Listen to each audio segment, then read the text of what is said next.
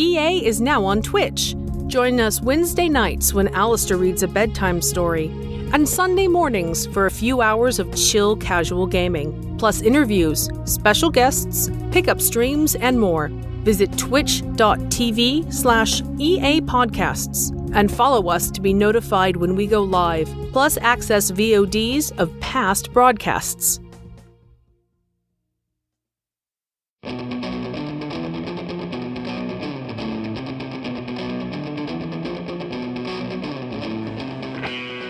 Escape Pod, Episode 911, Driftwood in the Sea of Time, by Wendy Nicol.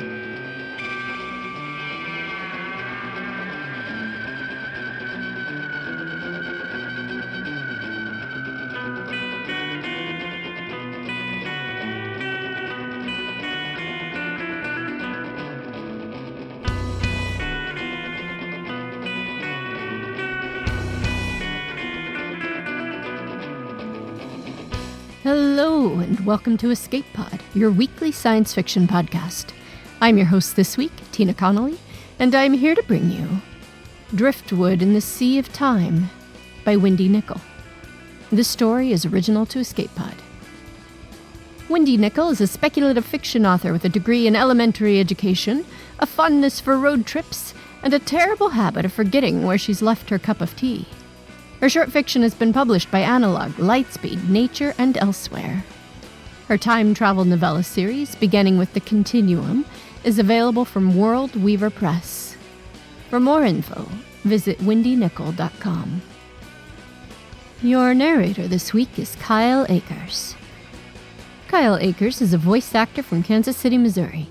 He has contributed to podcasts like Pseudopod, Chilling Tales for Dark Nights, and No Sleep Podcast. He also produces and performs in his own improv podcast called The Counselor.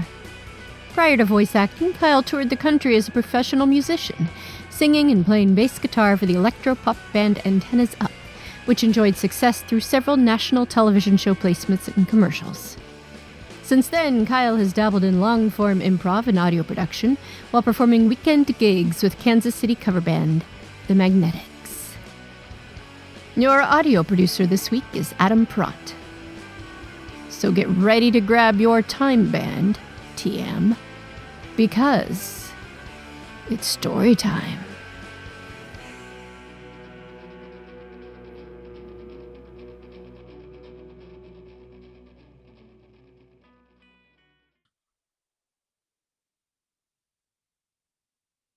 Driftwood in the Sea of Time by Wendy Nicol. Narrated by Kyle Akers. They'd warned us about the paradoxes, but humanity has always had a way of ignoring the things we don't want to think about and disregarding the parts that don't align with how we want the world to operate. One minute, you're a self-assured time traveler from the 21st century, flashing up and down along the timeline with your time band on your wrist, and the next, you're stuck here, bobbing among the driftwood. My time band doesn't even blink anymore. Salt water drips from between its tiny seams when I pull my arm out of the water. But I hold on to it, like I've held on to so many broken and worthless things over the years, clinging to a futile hope that someday I'll figure out how to fix them. That's what got me into this mess in the first place, wanting to fix what was long broken, wanting to go back and repair all the cracks in that day, patch up the scratches, sand out the edges. And I thought I'd had it all figured out. I'd spent the past year slipping in and out of time unnoticed, taking notes and measurements and photographs of furniture in its original condition so that when I returned to my present, I could restore the pieces to like new in my shop. How much harder could it be, I'd begun to wonder, to just slip Kai's EpiPen in his pocket that day, like I should have done before we set out into the woods. So long as I didn't see myself, no one would be any wiser. Sure, it was against the time band rules. They had a list of 42, bolded in their waivers, to legally absolve them from paradox-related incidences. But like most things in life, it's always someone else's problem until it's yours. The sea is calm today. It reaches out to infinity in every direction, bending and twisting like a Mobius strip, so that if you swim far enough in any direction, you'll eventually find yourself among the same pieces of debris you'd left behind. No running away from your problems here, one old drifter calls out each time someone new tries. As for me, I can't count how many times I've passed that awful hornet's nest with its layers and layers of regurgitated fibers. There's no hornets anymore, though I couldn't tell you for sure if they'd all grown tired of buzzing around and drowned, or if they'd ever even made it here in the first place. Either way, each time I see it, I check to make sure Kai's EpiPen is still safely tucked in my pocket. I've been clinging to a piece of hull from a ship called the USS Cyclops that floated past what feels like ages ago. Before that, I'd straddled a bobbing wooden box until I'd noticed it was the same shape as a coffin. There's an abundance of clocks amid the wreckage, each one running at its own pace and marking its own seconds with discordant talk ticks and its hours with resonating gongs. Their misaligned minutes are a constant reminder of what got us stuck here in the first place, the hubris of thinking we control time, that it owes us more than we owe it. Floating among the timepieces are other pieces of detritus, gathered from who knows where across the ages, doors and tree branches and curio cabinets and tables, rocking chairs and staircase banners. But the bit of the Cyclops serves its purpose, which, at this point, is merely to keep me afloat. I was never a strong swimmer. That was Kai's thing. And after he was gone, we'd fled to that realm of concrete and skyscrapers, leaving things like lakes and hornets in our past. "Where are you from?" another drifter calls out. I pretend not to hear him, rather than admit I've been here so long that I've forgotten the name of the city. I've forgotten most things, except the reason I'm here. I wonder if I were to continue drifting for centuries, millennia, eons, if I'd still recall the way the pine needles had crunched beneath my feet, though I'd tried to be so quiet. The refreshment of the summer breeze blowing off the lake. The terrified look in my own 10-year-old eyes as I spun on the log and saw my grown self trying to slip the EpiPen into my brother's pocket, followed by the buzz of hornets echoing from within the log. Then the ripping sensation of the paradox that blew my world apart. I spot the raft as the sun is turning red and beginning its slow dip into the sea, pulling a blanket of star-speckled night down with it. I don't know, when I spot it, whether it could possibly be the same one that sat out on that lake all those years ago, but it looks the right size and right shape, with the same metal rungs on the side. A pile of debris forms a scrambled silhouette along one side. Maybe it's because of nostalgia for our old raft, or maybe it's because I've been treading water for so long that the thought of lying someplace dry makes me want to sob, but I abandon the piece of the Cyclops and dig deep into my muscle memory to find the front stroke I'd used that summer as I tried to keep up with Kai. Stroke after stroke, I slowly make my way there, and by the time I reach the raft and pull myself up, I'm gasping and aching and wondering how that lean, rough and tumble kid I'd been when I was 10 managed to get so out of shape. In the dimming light, I don't even realize there's someone else on the raft until she speaks up. "This piece is taken." The ocean breeze dances shivers across my exposed skin. Generally, us drifters follow an unspoken pact that basically amounts to possession is 10/10 of the law. But now that I've pulled myself from the freezing water, I can't imagine diving back in, especially as the sun is setting, stealing every ounce of warmth. "There's plenty of room for two," I try. "Doesn't matter. I was here first." And besides, I've got big plans for this here raft. Big plans? We're drifters, I scoff. We don't make plans. It's our plans that got us stuck here in the first place.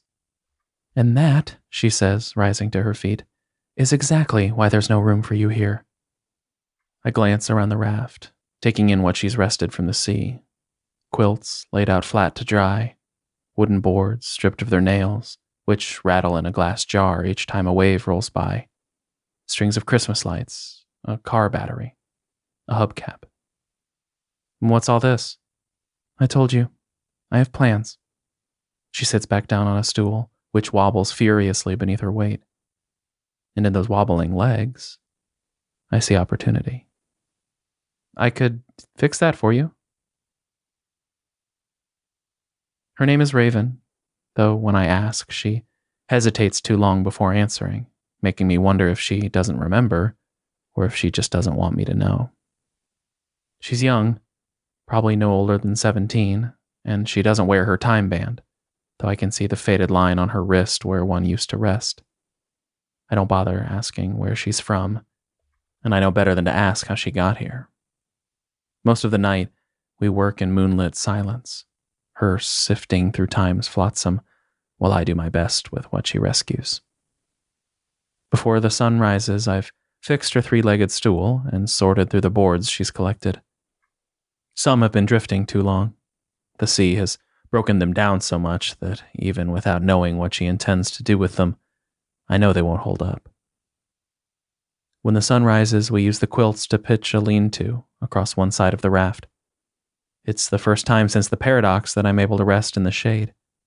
And in doing so, I find that not all things I've lost are gone. St. Paul, I say aloud, just to hear it roll across my tongue. What did you call me? Raven asks. Not you. The city. That's where I'm from. I thought I'd forgotten it until now. Raven nods and turns back to her task, tying a piece of string to a stick. What are you making? Fishing rod. She nods towards the edge of the water, and I realize, for the first time, that there are schools of fish swirling around the raft. Their shadowy forms pass in and out of sight, fading as they dive towards the endless depths. I lean over the edge and watch them dart about. How have I never noticed them before? We've got some PVC pipes, I say. I'll show you how to make some with those. They'll hold up better than those little sticks. My brother Kai and I used to make them all the time when we were kids. Raven looks at her makeshift rod, then at me. All right. Let's see what you can do. When the sun sets again, we cook the fish on a grill I build from some bicycle spokes, copper wiring, and the overturned hubcap. The fire within it crackles pleasantly, its embers rising to meet the stars. I don't know how many days or weeks I'd gone without food, just that I ought to have died long ago, and that once I taste that first bite of fish, my stomach groans in relief. The smoke attracts the attention of another drifter, who floats towards us, clinging to a Peterbilt hood. His eyes reflect my own hunger, so I call for him to climb up, to take a rest and some food. What the hell are you doing? Raven hisses. This isn't your raft to offer. No, but at least half the fish are. She scowls and settles onto the stool while I give our newest companion a hand. The hollow-cheeked man says his name is Mike and that he was a down-on-his-luck trucker whose gamble didn't pay off. Tomorrow's lottery ticket, I guess. And the sheepish grin beneath his whiskers tell me I'm right about his violation. As soon as you're done with that fish, you're gone, Raven says. There's barely enough room for the two of us on this raft. I'm not about to make room for three. We mutter our agreement, but as we pick at the bones of our fish, setting aside the fatty bits to use for bait, Mike lets out a hearty chuckle at Raven's look of disgust, and I realize who he reminds me of. My Uncle Ian. Uncle Ian wasn't there that summer Kai got stung. He had moved to Topeka a few months before. He was a trucker, too, with a hearty laugh and wild whiskers and hollowed-out cheeks and a highly mechanical mind and the best Christmas light displays in his neighborhood. Sure wish we could get that car battery working, I say aloud to Raven. We could string some lights in the lean-to and keep working even when the clouds block the moon. You want me to take a look? Mike asks. I've worked on my fair share of batteries, and I might be able to get it purring. Raven scowls, but trudges over, grabs the battery, and hauls it into the firelight. You know, I say, smiling, if we could rig up a platform for it, that truck hood would make a fine loft bed. What do you say, Ian? That sounds just fine. A smile breaks out on his face. Name's Mike, though. Right. Mike. When Mike manages to get the battery working, the raft becomes a beacon of warm string lights. I keep an eye out for the drifters who wearily paddle our way, clinging to bits of their past. With grilled fish and boiled rainwater, rest and conversation, we all start to find our purpose. We all begin to remember. Was my dad who taught me to sing, one young guy named Sean says after finishing a rousing sea shanty. Nobody ever would have guessed it. He was always so quiet, so serious. But he'd serenade my mother with show tunes every night as he scrubbed the dishes. Tell you what, a rosy-cheeked woman named Sarah replies. You teach me that last song, and I'll show you how I seared those fish. Wouldn't Chef Absol be thrilled that I'm finally putting my culinary degree to good use? The conversation flows easily, lightly, following a rhythm like the sea. We give, they take, and then somewhere the tide turns, and we're wondering how we ever got along without them. Without Mandy's stand-up comedy routines, without Lula's skill in building rain catchers, without Matt and Quinn's bulging muscles to haul up pieces of driftwood and hammer them in place, building platforms and extensions and second-story levels. The only one who doesn't seem to open up, who sits alone while the others laugh and swap tales into the night, is Raven. Instead, she finds the extension of the raft that's farthest from the little circle and spends her evenings pretending to be asleep. I know she's faking, because when I climb up beside her onto the hood of the Peterbilt one night, her eyes are wide open, reflecting the stars. I know this wasn't exactly what you planned, I say by way of apology. If you'd rather be alone, the rest of us can leave. There's got to be other rafts or rowboats or something else we can rebuild. I don't want to forget again. I don't want to forget Uncle Ian, or Mom, or Grandma, or Tim, my third grade best friend. I don't want to forget the songs, the stories, the books I read in college, the joy of sanding out a rough piece of wood and making it into something beautiful. I don't want to be adrift again, barely keeping my head above water. Don't worry about it, Raven says. Your idea was better anyway. You're saving people, giving them a second chance. The problem is, I wanted to forget. We pull the quivering man from a turtle-shaped kiddie pool and haul him aboard. Though we still refer to it as the raft, it's become so much more. There are nooks and crannies for people to sleep in, a kitchen and a slowly growing library. Cheryl teaches yoga from atop 3 interconnected pallets, and Jeff's even started a lifeguard training course. The newest refugee is bleary-eyed and dehydrated and can't even remember his own name. But after a few days of our standard rest and recuperation routine, his memories start to return. But when our new companion Alec tells us that he's a time band technician, the entire circle falls silent. You don't mean? You know how these things work? Mike asks, lifting his wrist. Around the raft, folks stare down at their devices. I stop working on the new table leg I've been whittling and glance down at my own time band. I haven't even thought of it in days. Or has it been weeks? Or longer? Suddenly, Raven's at my side, her arms crossed over her chest. Can you fix them? She asks. A few days later, Alec attempts to explain what he's discovered. Each time band contains a tiny nuclear reactor. It seems that when we're transported wherever this is, a pocket universe, I suspect, the sudden change in pressure causes the reactor's cooling tanks to malfunction, They're programmed to shut down to prevent a meltdown. So, if you were to get them working again, Raven prompts him. Here? That's impossible. Because you don't know how? No, that's not the problem, but I need a workspace. Use my desk, I offer. And a magnifying glass. Find me some clear bottles, Priya calls out. My mother was a glassblower, and she taught me some things. I can melt them down to make one. And tools. I'd need tiny tools for meticulous work. Would my dental set work? Dr. Oppenmeyer asks. And a Bunsen burner? Mike steps forward. I could rig something up. Anything else you need? Raven asks. And when he only sits there, agape, she repeats.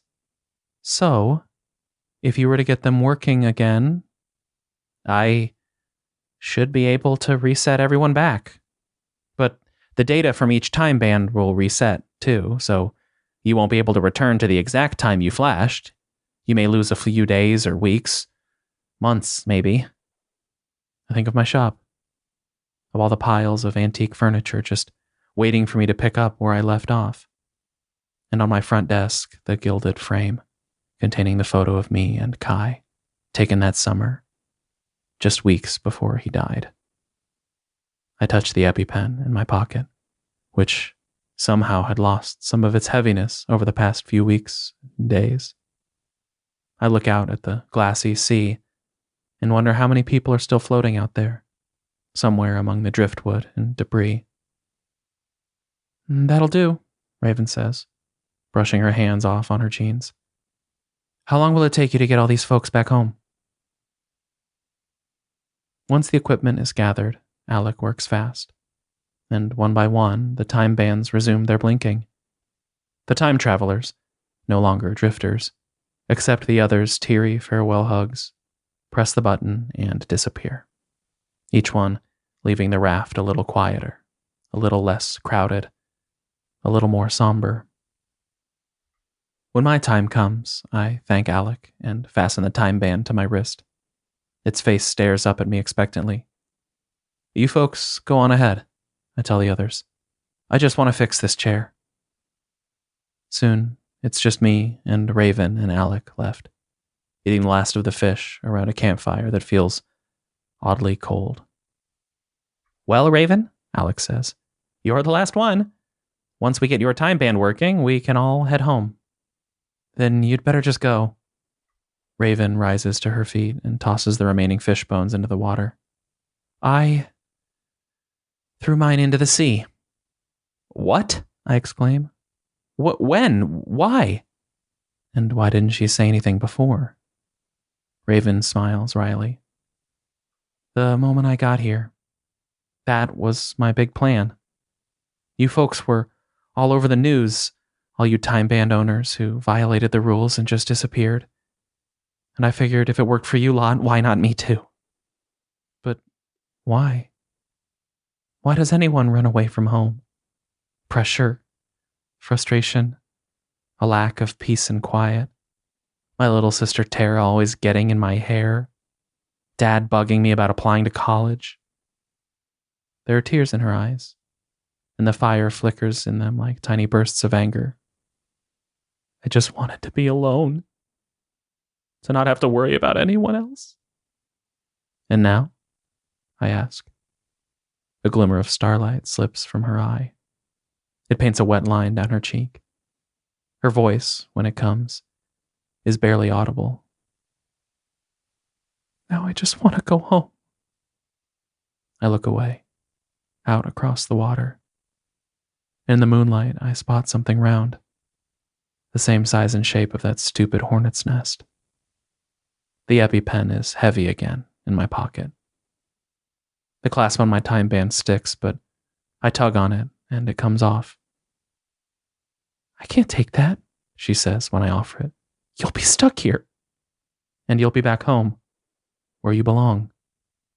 I turn to Alec. How long do you think it'd take you to teach me how to fix those time bands? Alec is taken aback, but he considers. You seem pretty sharp, and you've got a steady hand. Maybe a few days, if we really work at it. I suppose I could stick around a little bit longer. Raven's still slack-jawed, so I take her wrist. It's so small it reminds me of a child's. Of my brother Kai's, that summer at the lake. I clasp the time band onto it. I'm not alone for long. There are always others, struggling among the driftwood. I offer a hand up, a smile, a fish, a place to rest. And while I putter with their time bands, I'm nowhere near as quick as Alec. My guests find small ways to improve the raft. Monica weaves a rug from scraps of cloth. Kurt rigs up a camp shower. Phoenix writes a volume of poetry they name Pocket Universe Pages. And one by one, as they come and go, they leave the raft a bit better. They leave me a bit better, too. And then suddenly, they stop. Like someone's fixed the world's leaky faucet. I wait. I read poetry and catch fish and build a set of cabinets. I snag the hornet's nest and string it with lights, like a papier-mâché chandelier. I wonder about the others, dream about them at night, and hope they all made it back. Hope that wherever and whenever they are, they've managed to find their peace. When I spot her drifting, I don't believe it. I wonder if I'd had too much sun. But there she is, her spiral-curled hair dripping. And when I pull her up to the raft, she smiles, looks around, and says, "I like what you've done with the place." Over the next days, we catch up, and Raven explains everything. As soon as Alec got back, he started fighting Time Band, trying to get them to fix the reactor so people wouldn't end up stuck here. They argued that it was a natural consequence, that if people could just flash back after committing a violation, there'd be nothing to deter them from trying again. It went all the way to the Supreme Court, and we tracked down everyone to testify. Me and Mike and Sarah and Mandy and Quinn and all the others, too. We had to argue that we'd learned our lesson, that we weren't just rogues determined to break the timeline, that we'd all just made a mistake, and that without you, we would have been stuck here forever. Me? It's you who gave us a place to stay, and it's Alec who fixed the time bands. But you're the one who brought us all together, who helped us remember. I shift in my seat, uneasy with the praise. Did Alec convince them to fix the time bands? No, Raven says. Even better. Once the public heard what happened to us, they pushed to have time band shut down entirely. We held protests outside their factories, met with their suppliers and distributors, and eventually applied enough pressure to put them out of business. Then we introduced legislation to outlaw time travel altogether so no other company could take it up again. So, how did you end up here then? Special permission from the very top. It's a rescue mission. A rescue mission. It hits me like a tidal wave, leaving me watery-eyed and gasping. I look around the raft, at the home I've made of it, filled with the memories of all the people who, according to Raven, I've helped. Do you need a minute? Raven asks, as if just realizing now that this might not be easy for me, that I might not be ready to be rescued. I pull Kai's EpiPen from my pocket for the first time in who knows how long. And for a moment, I merely stare at it. Then, with a quick snap of my wrist, I toss it into the sea, where it bobs ever so briefly before sinking. I let Raven clasp a second time band on my wrist, a new model, more waterproof and pressurized. And the stars glimmer in her eyes as she whispers, "Ready?" I'm ready. And the last thing I see, before the flash comes, is that papery white hornet's nest, sparkling brilliantly in the dark.